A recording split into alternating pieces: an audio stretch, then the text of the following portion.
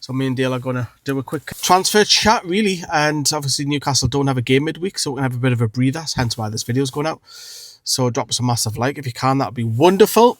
Dale, obviously Newcastle situation at the moment. First question I'm going to throw at you. Do we actually have money to spend? I would say, yes, we have. I think we've got money to spend, but I think it's what it more likely is that we need to offload some players to bring people in, because obviously 25 player squad. So it'd be nice to get rid of some players that Eddie Howe doesn't seem fit that he wants to have at the club anymore. Pass them on and bring some fresh faces in, because we do. All of us Newcastle fans know we need a right winger. We need another centre forward, and we need a couple of centre backs. Not going to all going to happen in January, though, is it? Because No. Eddie Howe has played his poker. I think he's playing poker. I think there is money there, but obviously I think there is one eye on PSR, of course. We went after Mark Gahey in the summer, so we know that the money was there. But the whole situation with the three players that have got a lot of attention over the window is Mark Dubravka, Miguel Almiron, and Lloyd Kelly, obviously, which is really strange. I spoke to Johnny on the last words that all three of those clubs have spoken out. And it's rare because it doesn't really happen in the English media that they want the player. Do you see Miggy leaving this transfer window? Is that going to happen? We're trying our best to accommodate him. Is that the word? Yeah, I think that's like we're trying to push him. Like, he hasn't had the game time. His old club from the MLS is back in. So I think it's the best time for Miggy. He's going to get game time. He's going to a club that he's used to play for, so it's good. If he wants first team football, I think that's the best option for him to go, because he's just going to get more limited, less minutes as he is now. And obviously we need to strengthen. So Lloyd Kelly is another one, because I'm surprised. Like, he has been here he's been here like 6 months, and he hasn't done that bad. It's still, like, I would say he's a backup, but we still need to keep him. And well, with the Miggy one, I think you've touched it there. I think it'd be criminal to let Miggy go and not replace him with a better right winger than Jacob Murphy, because if you allow Miggy to leave, and you know what Murphy's form can.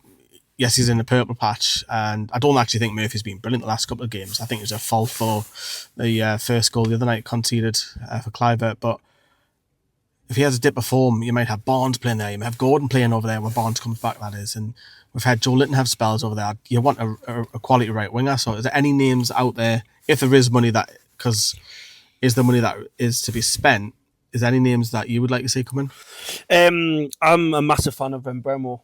I think he's been brilliant for Brentford. And I think, how much do you reckon? I would say probably about, Brentford will at least let him go about 30, 40 or 50 mil, that kind of money there. If what we might be able to do is like offload like Matty Target, he's another one that's like being linked to going out. So why not like add some players in that we don't want? So if Miggy doesn't go to Atlanta, we could go, right, we'll give you 30 mil for Brian and Bremo, and you can have Miggy or Matt Target, and then that way both play like. Depends what Brentford are after. Yeah, I think Rico Henry's just gone back, hasn't he, from injury? But yeah, and Bremo will be tough to get him out of January. But I believe he only has 18 months left on his deal. However, Brentford can trigger an extension for another year on that. So really, he's got 2.5 years. Really, if we're being realistic. So we'll have to wait and see on that. Obviously, there is links with Bagayoko. I've done a video on the channel about that. I've done a video on Semenya, who played left wing the other night against Newcastle. Lloyd Kelly one's an interesting one, isn't it? Because we would actually get pure profit because we're signing them for free, basically. Yes, we had sign-on fees and whatever, but for pure profit reasons, if Newcastle were to cash in, because I actually think that we are covered at centre-back with Botman back, Burn back, that left centre-back role. Even at left-back, you can play Hall, you can play Target, Dan Burton come over. You've got Emil Kraft just returned. And then you've got Lascelles due back shortly, Fabian Schär. Would you cash in on Lloyd Kelly? Even if we don't replace the centre-back? No, I would keep Lloyd Kelly, because if you think about it, right, Schär's like 32, or is he 33? Dan Burns 33, 30. They're going to be coming at the end, so basically Lloyd Kelly will just fill in that gap. With the appearances I've saw Lloyd Kelly, he's not a bad player. He's just maybe needs to get a bit more assessment, a bit more training, like man management there. I think we all know what Eddie Howe's done with Joe Linton, he can do the same with Lloyd Kelly. Just give him a break, give him a chance. So I would keep Lloyd Kelly. I wouldn't. Not because I don't disagree he's a bad player. I think if we can cash in on Lloyd Kelly, and if we can cash in on Miggy, there's your right winger from those transfers, if that could happen. I know these are all if, buts, maybe we're not playing Football Manager here, of course not, but that would be an ideal scenario for me because I think we're covered in centre-back now. And obviously you mentioned there, I heard you say a striker, but strikers come at a premium if you want goals. You know, Callum Wilson's struggling for fitness. You might play 1 or 2, up to 5 to 10 games at the end of the season if he stays fit, but Will Osula, obviously, ironically, from this club that we're parked right in front of, Sheffield United. But does it worry if Isak gets an injury? Yes, definitely, because where the goal's going to come from, because Will Osula, he hasn't had the game time. Like, well, he's got minutes, but like it's not efficient. Like, what can he do in like 5 minutes, 3 minutes, couple of 10 minutes? We haven't seen him like perform like. Well, with someone like 45, like over the hour in the FA Cup against Bromley, but against the Premiership, he hasn't, like a Premiership team, he hasn't had like that minutes so you can go right out and go and get your goals because we all know Gordon doesn't like being put up front. I think when Gordon plays up top, there's 2 things that happen. Is one, you take away the nous or the cleverness. If a ball's out wide, striker's movements, Gordon hasn't got that fox in the box, whereas Wilson and Isak does, but also you're taking that left wing position out and he's on form at the minute. And there's no Harvey Barnes for another 2 or 3 more weeks yet. So you're going to play someone over there, maybe a Joe Linton or a Willock potentially, but I think it weakens the side from 2 positions, not just 1. Exactly. Because everyone, like, we all know Joe Linton. You could try Joe Linton up front now since, like, Eddie Howe's got him there. He's got more physicality about himself and all that. So he could do a job if you need.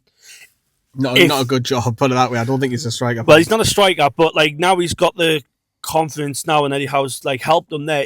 Like if it can, I would play Joe Linton as a forward if it can push a shove. I had no one else. Yeah, like the physicality, but I still think we need to go in, get a striker, even if it's on loan, for the rest of the season, up to a permanent buy. Like, because Wiss has been on good form. That's another one I like. I like his movements. And like. Would you all agree, like, maybe go to, like, a club that's, like, got strikers that they barely get used and we're trying...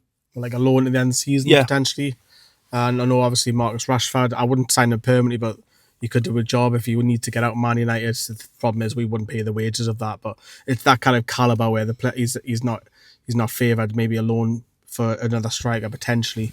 But I'm going to put you on the spot now, and I'll put myself on the spot. If nobody leaves, does anybody come in? No one leaves. We'll be getting no more. Maybe I'll say that, but maybe loan, like just a loan till the end of the season. Maybe like if and bad, like a forward. But that's the worrying sign is this horrible PSR thing, isn't it? It's the PSR. We need to get rid of it because if we got rid of it, we'll be like signing. It is mental because it is hindering us. We can't. I don't know any other company that. You have a new ownership of a new business that can't invest in it. It's mental.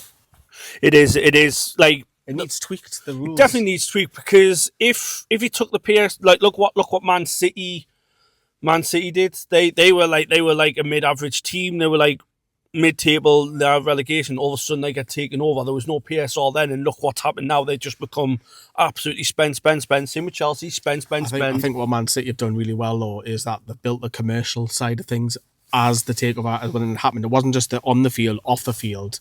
They've been really smart with it, and yes, I know they've got all the charges and what have you, but they didn't seem that worried about it. But the whole PSR thing, I'll put myself on the line. I don't think we'll sign anybody unless someone leaves.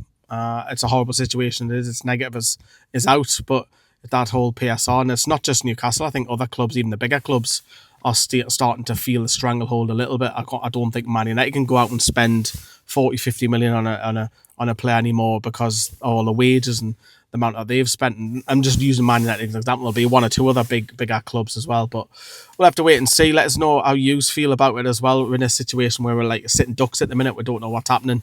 There will be some speculation, you know that already. There'll be some today, there would have been some yesterday, there'll be some tomorrow with transfers, but realistically, there's nothing real concrete of Newcastle going in for X, Y, and Z. Yes, we might sign an under 21 player potentially later on this window, another one maybe, but apart from that, I can't see anything happen. The only thing that's happening in the minute is the women's. The women's are signing high caliber of players at the minute, which is absolutely brilliant. So if you want to check out the women's stuff, check out mine and Dale's vlog that we've done the other day at Sheffield United. But from you, thank you very much for coming on, Dale. Thank you.